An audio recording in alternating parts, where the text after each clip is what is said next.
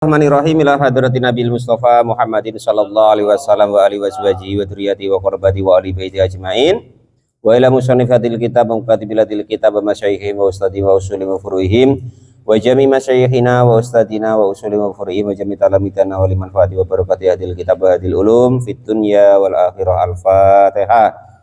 A'udzu billahi minasyaitonir rajim. Bismillahirrahmanirrahim. Alhamdulillahi rabbil alamin arrahmanir rahim maliki yaumiddin iyyaka na'budu wa iyyaka nasta'in ihdinas siratal mustaqim siratal ladzina an'amta 'alaihim ghairil maghdubi 'alaihim waladdallin.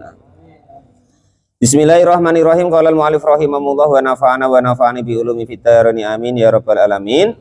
Meneruskan proses mayit daripada ketika dijabut rohnya hingga kemarin dimasukkan ke dalam kubur ya.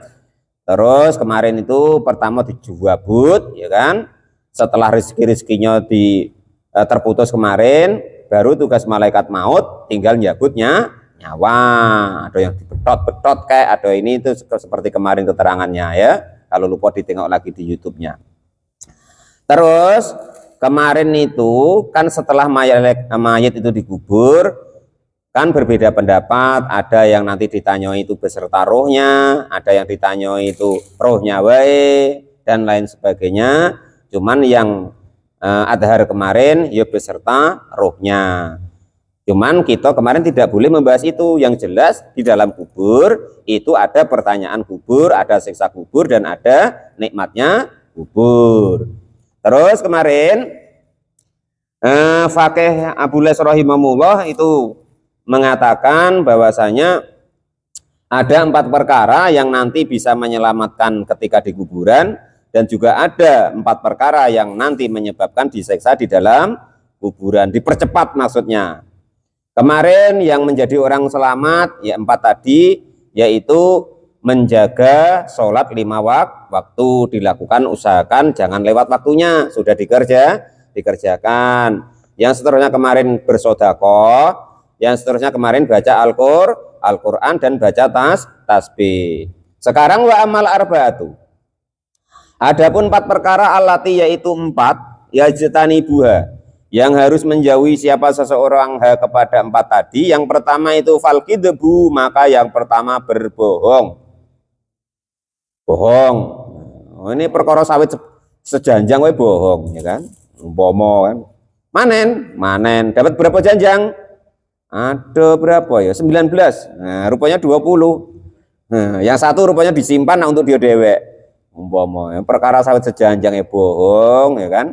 Itu nanti bikin menjadikan kita itu mudah dipercepat untuk disiksa di dalam kubur gitu. Walaupun ada bohong-bohong tertentu yang Nabi memang membolehkan ya. Contoh untuk mendamaikan 2 kelompok, untuk menyelamatkan nyawa dan lain sebagainya di hadis itu ya. Tapi intinya umumnya bohong itu dosa dan menyebabkan orang itu nanti mudah dipercepat siksa kubur. Yang seterusnya wal khiyanatu, dan juga khianat. Apa yang diamanahkan, apa yang ditugaskan kepada beliau itu dia tidak mau mengerjakan dengan semaksimal mungkin, mengelehkan, menyepelekan atas apa yang menjadi amanahnya, atau bahkan tidak mau mengerjakannya. Wah males pak, gajinya kecil. Loh, kalau tidak mau sekalian. Nah, itu maksudnya itu. Kalau tidak sanggup sekalian. Jangan umpama hasilnya atau gajinya itu kecil terus menyepelekan. Itu namanya khianat. Yang seterusnya yaitu wan namimatu, dan adu-adu. Mengadu domba ini itu segala macam ya kan. Gak usah ngaji Mas Mus.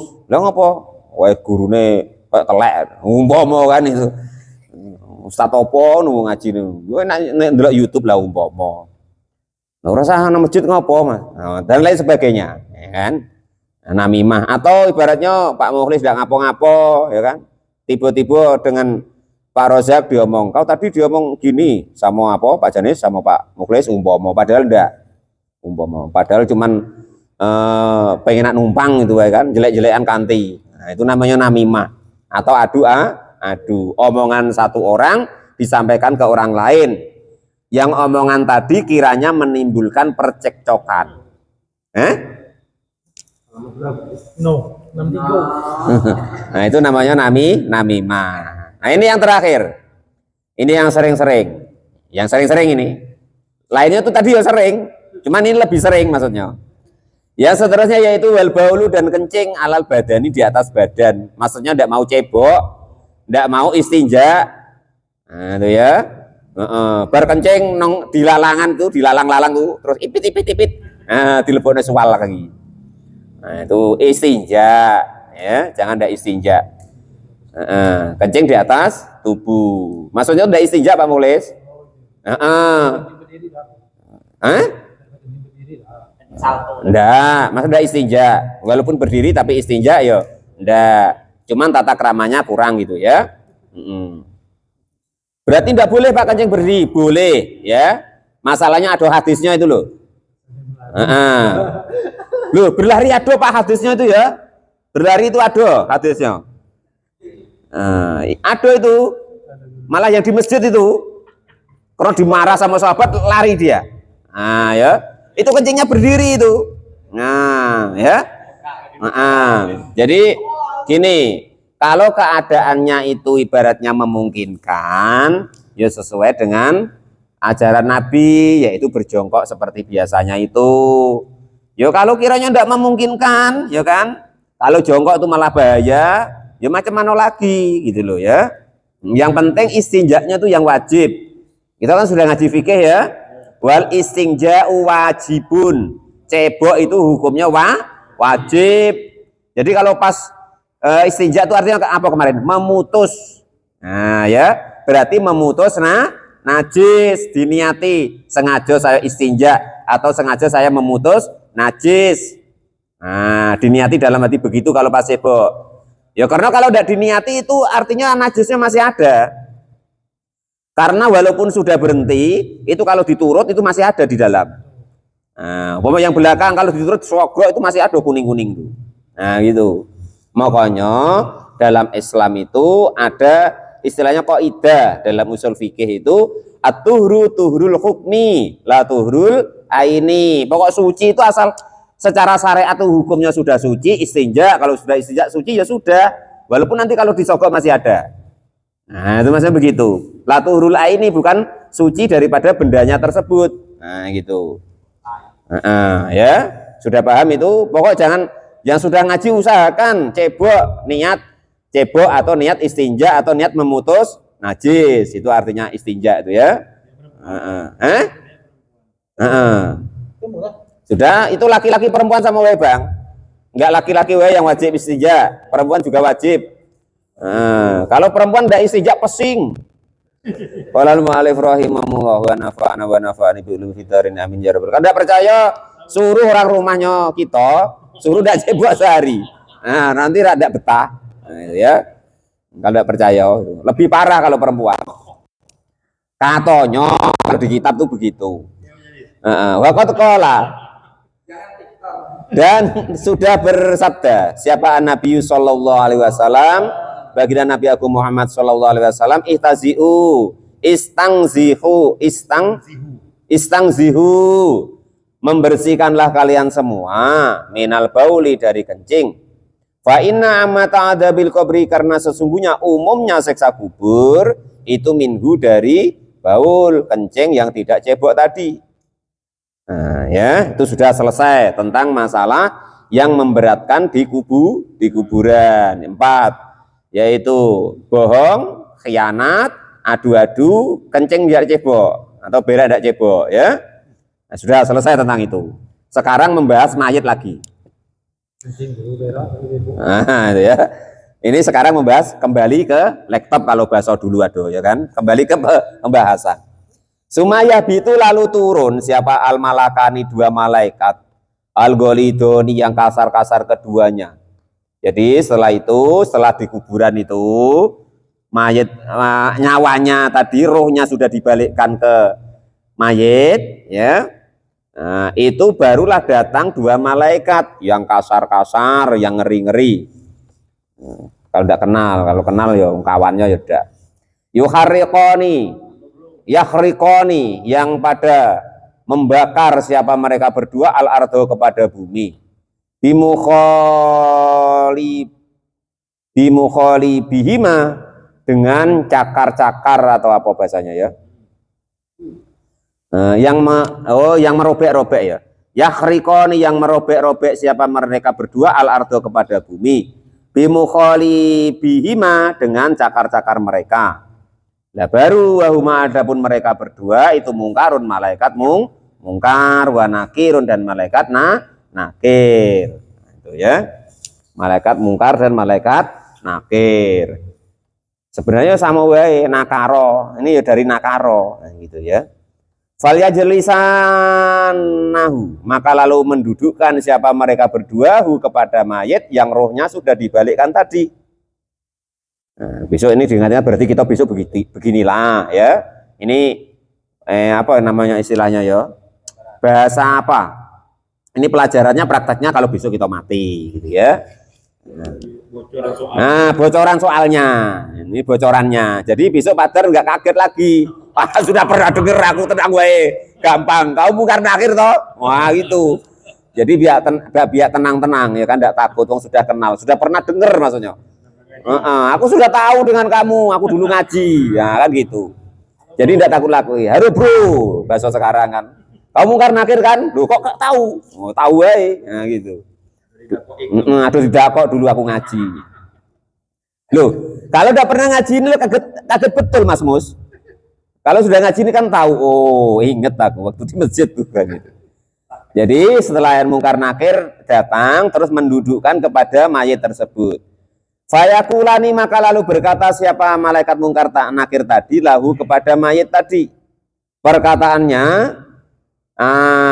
man robbuka, man itu siapa robbuka adapun Tuhanmu. Ila akhiri hingga sampai akhirnya. Akhirnya biasanya sudah diulang terus ketika ada orang mati ya. Man robbuka, wa man nabiyuka, wa man imamuka, dan lain sebagainya. Diapalin itu. Biasanya sudah pada diterjemah, akhirnya tahu artinya ya kan? Itu artinya begitu. Fa'ingkana, ini apa? Ujian di alam kubur. Ini dibocorin dulu. Fa'ingkana, sebenarnya apa ini? Ilegal ini Mas Mus. Cuman macam mana lagi? Fa'ingkana, maka jika ada siapa mayit itu min ahli sa'adati, termasuk ahli yang bahagia, fayaqulu, maka berkata siapa mayit, Rabbi Allah, Rabbi adapun Tuhanku itu Allahu Allah. Wa nabi dan adapun nabiku itu Muhammadun alaihissalam. Wa dini dan adapun agamaku itu alislamu Islam. Walaupun cuman begitu, kan mudah ini kelihatannya ngapalan ya. Allah Tuhanku, Muhammad nabiku, Islam agamaku. Tapi jangan tanya kalau sudah ketemu mungkar nakir. Nah, kelu. Nah, kan itu. Udah ngeredek duluan. Fayakulani, maka lalu berkata siapa kedua malaikat lahu kepada mayit. Kalau kok jawabnya benar tadi maksudnya ya. Sumanam, lalu tidurlah engkau. Naumatal urusi, seperti tidurnya pengantin baru. Maksudnya piye toh itu Pak? Kok tidurnya pengantin baru? Maksudnya gini loh Mas Mus. Kalau pengantin baru itu kan lagi seneng-senengnya. Jadi gulat sampai tidak berhenti-berhenti. Sampai cuapeknya gulat tadi sebelum tidur, akhirnya tertidur, saking capeknya, tidurnya yang nggak terasa mau tidur, tertidur sendiri, nggak terasa tiba-tiba pagi digedor mertuanya. Nah itu sama dengan ini, umumnya pokoknya kira-kira itu tidur setelah ibaratnya itu cuapek karena pengantin baru tadi, yang masih muda maksudnya. Kalau pengantin baru yang sudah tua ya sama baik, ada guyur-guyur ya gitu kan. Maksudnya masih muda, baru pengantin baru nian.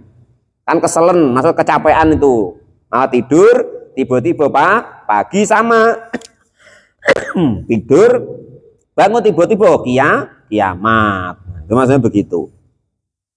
Enggak terasa tiba-tiba kiamat. Enggak kok nunggu lamoe kiamat ini, enggak begitu. Wong dia tidur. Mimpinya pun enak-enak. Nah itu begitu. Kalau yang apa tuh rombongan beliau-beliau ini malah kalau udah itu lain lagi.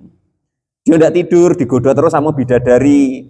Sehingga tidak terasa, sehingga kiamat tiba. Begitu kurang lebihnya kan. Wa yuftahani dan dibukakan siapa wa yuftahani dan membuka siapa malaikat mungkar dan nakir lahu kepada mayit yang termasuk orang yang bahagia tadi, membukakan kekuatan kepada apa ya, kekuatan tuh kaca ya, cermin di atasnya gitu loh maksudnya, cermin pantulan ingdarosihi di sisi kepalanya, maksudnya dikasih basok itu apa ya, apa basok ini, anggaplah begitu. Pokoknya dikasih gambaran, dinampakkan di kaca atau entah apa namanya itu, layar lah, layar ya. Bimukholi bihima, mana tadi? Fayang duru maka lalu melihat siapa mayat tadi minha dari kuah tadi, dari kaca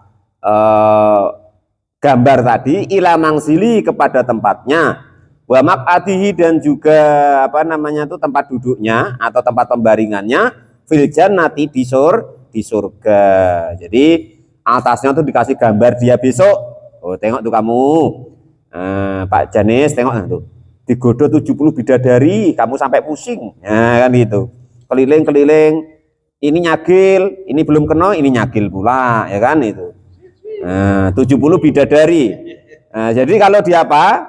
Kalau tidak keliru nih besok di akhir-akhir itu, satu orang mukmin, ya, satu orang Islam, serendah-rendahnya orang Islam yang masuk surga, itu jatahnya Pak Rozak 70 bidadari. Wah, apa coba?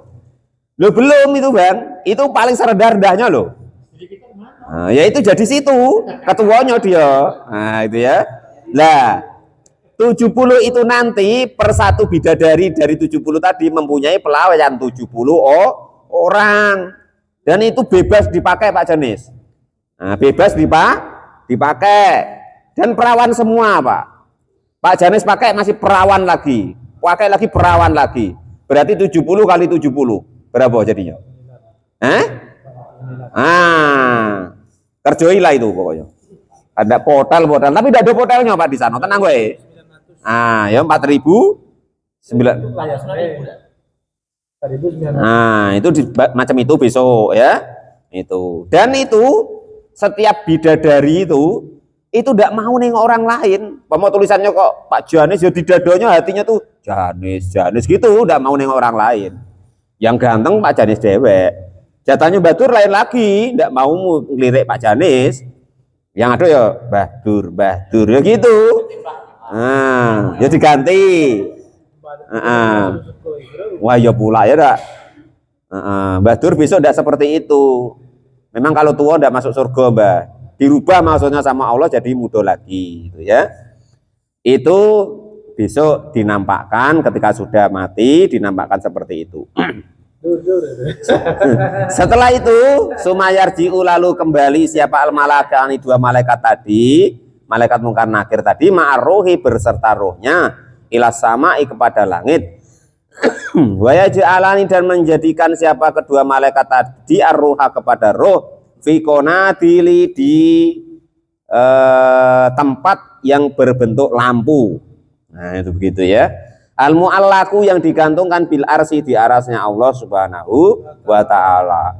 Wa ruwiya dan diriwayatkan an Abi Hurairah, begitu prosesnya ya. Ditanyoi kalau orang baik sudah selesai ditanyoi, terus dinampakkan besok tempatnya di surga, terus ditidurkan ibaratnya seperti pengantin baru, bangun-bangun sudah kiamat, rohnya dibawa lagi ke sisi Allah Subhanahu wa taala. Jadi diturunkan itu cuma untuk ditanyoi tadi.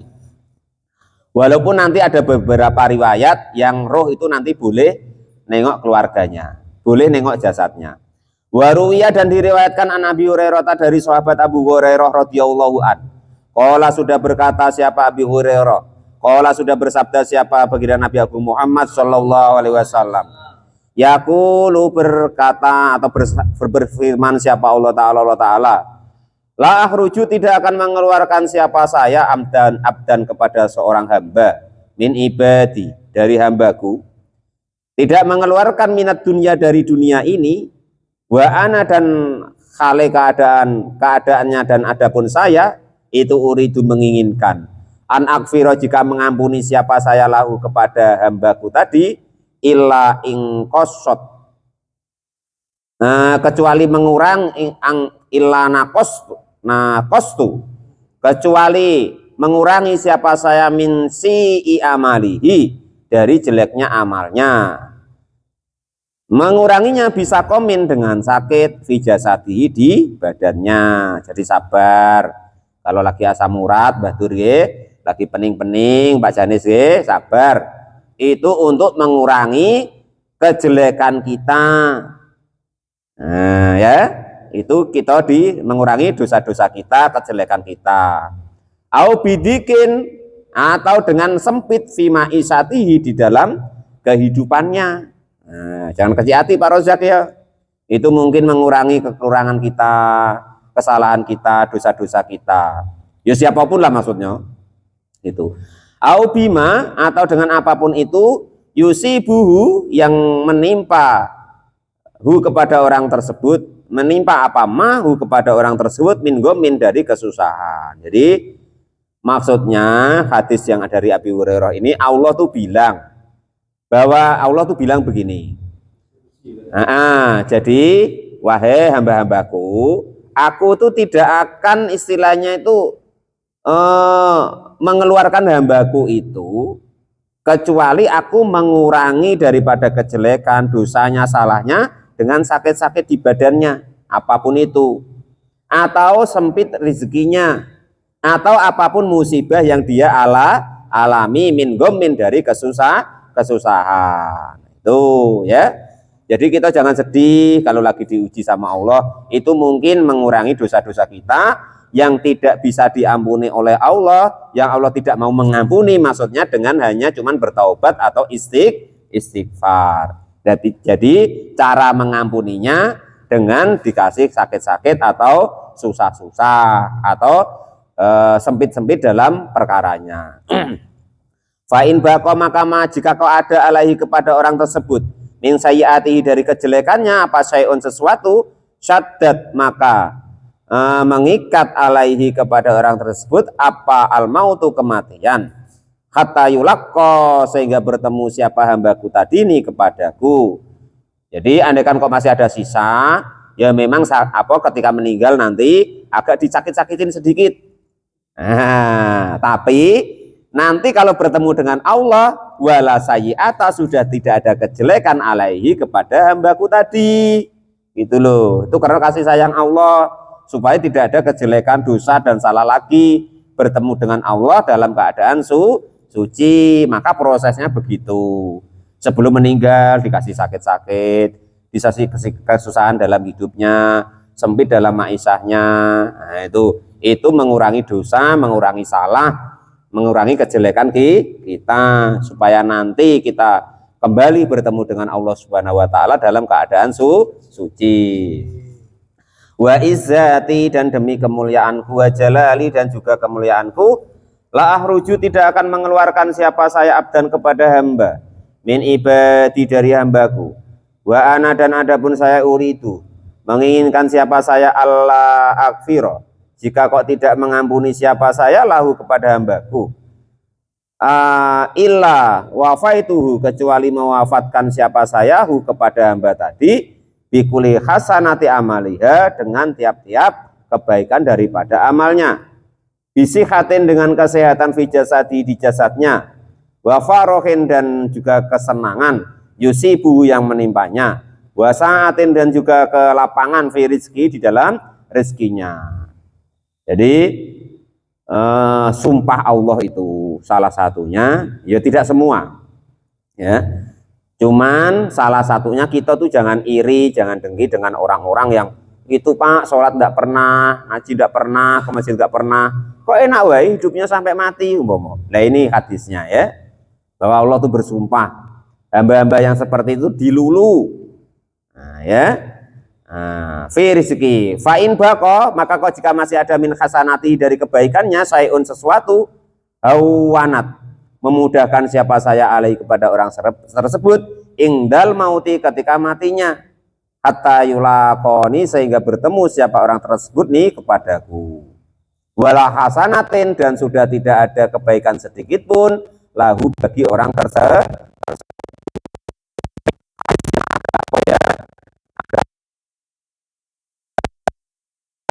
Tapi ini hadis qudsi, ya, bahwa ada kalanya Allah tuh memberatkan kita ketika kita mau meninggal.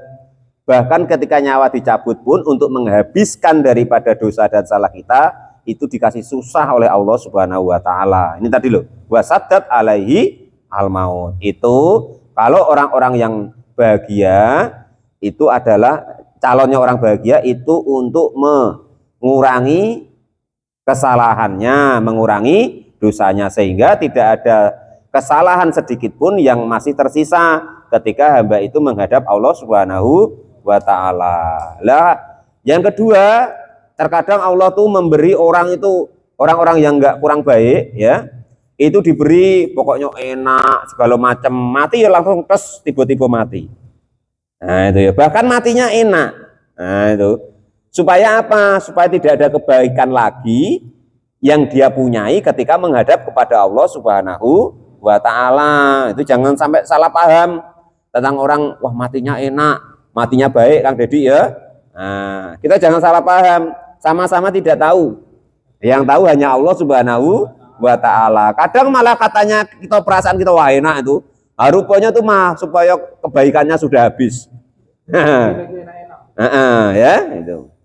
Ya mudah-mudahan kita ya hidupnya ya enak, ya kan, meninggalnya ya enak, setelah itu ya enak. Itu loh, kalau bisa tuh ya begitu ya. Qala, sudah berkata siapa Abu Aswad, kuna ada siapa kami itu ingdal Aisyati, di sisi Sayyidah Aisyah radhiyallahu anha.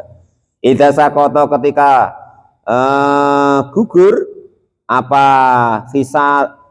fisatoti, tenda, alal insani, atas manusia, fadhahaku, maka lalu pada tertawa siapa para manusia, faqalat, maka lalu berkata siapa Aisyah radhiyallahu anha, sami itu mendengar siapa saya Rasulullah sallallahu alaihi wasallam, kepada baginda Nabi aku Muhammad sallallahu alaihi wasallam, yaqulu, bersabda siapa baginda Nabi, mami mukminin, tiada satu orang mukmin pun, yusaku, yang mengadu bisyaukatin, dengan suatu aduan, ila rafa'a, kecuali mengangkat atau menghilangkan lahu kepada orang tersebut, biha, dengan aduannya, apa hasanatun, kepada satu kebaikan, wahatun, dan juga menulis anhu, dari orang tersebut, biha, dengan aduannya, sayyiatin, kepada satu kejelekan. Jadi barang siapa kok mengadukan sesuatu,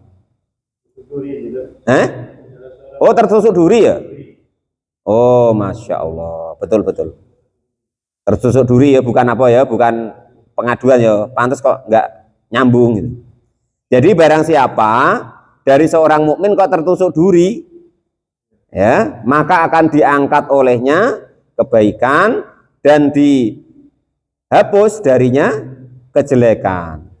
Wa qad qila, dan sudah dikatakan, la khaira, tidak ada kebaikan fi badanin, di dalam badan, la tusibu, yang tidak menimpahu kepada badan tersebut, apa al asqamu, sakit.